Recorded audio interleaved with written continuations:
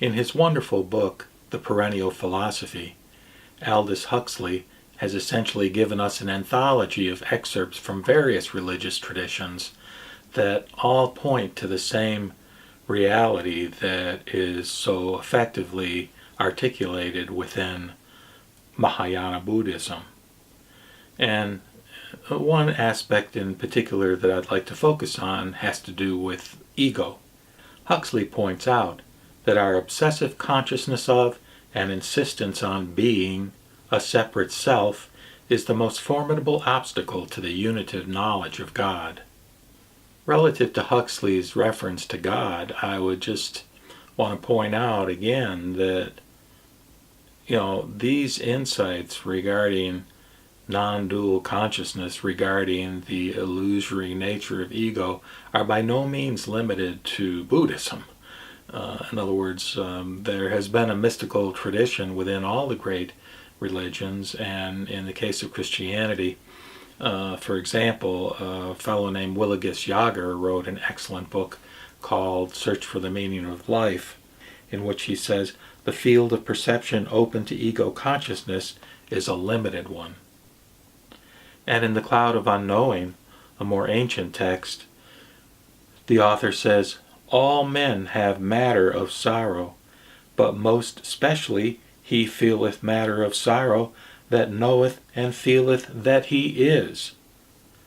Well, in this video, I wanted to read excerpts from Trungpa's book, Cutting Through Spiritual Materialism.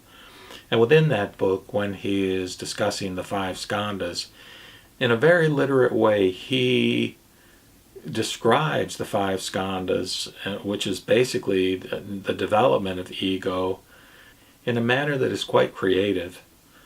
These are the excerpts. Trungpa says, fundamentally, there is just open space, the basic ground, what we really are. Our most fundamental state of mind before the creation of ego is such that there is basic openness, basic freedom, a spacious quality, and we have now and have always had this openness. When we see an object, in the first instant, there is a sudden perception which has no logic or conceptualization to it at all. We just perceive the thing in the open ground. Then, immediately we panic and rush about, trying to add something to it, either trying to find a name for it or trying to find pigeonholes in which we could locate and categorize it. Gradually, things develop from there. This development is illusory, the mistaken belief in a self or ego. Confused mind is inclined to view itself as a solid ongoing thing, but it is only a collection of tendencies, events. The beginning point is that there is open space, belonging to no one. There is always primordial intelligence connected with the space and openness. Precision, sharpness, sharpness with space, sharpness with room in which to put things, exchange things.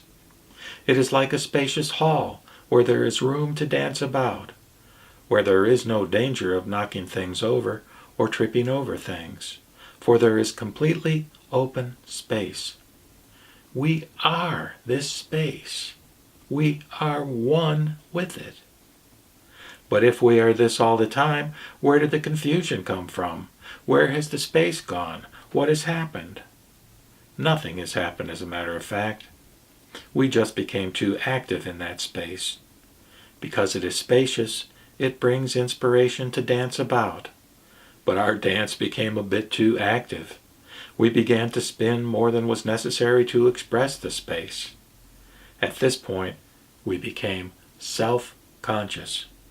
Conscious that I am dancing in the space. At such a point, space is no longer space as such. It becomes solid.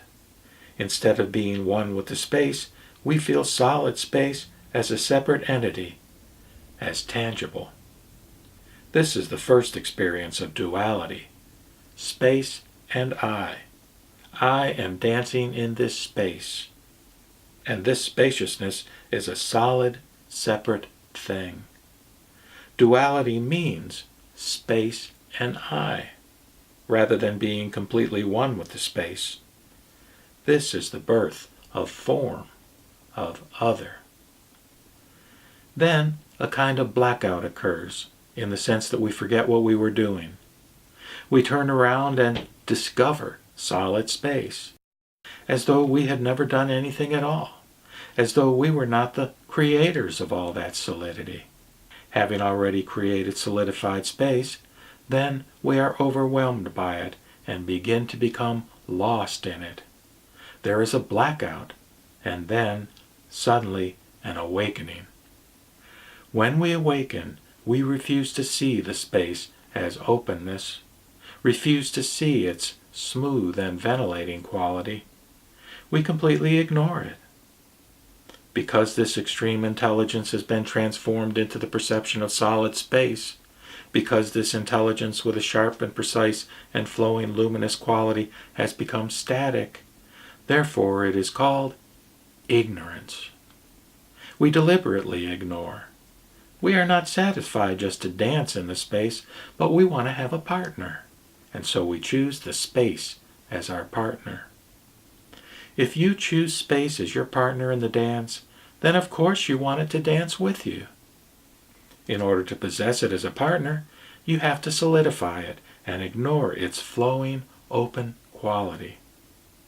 This is ignorance, the creation of form.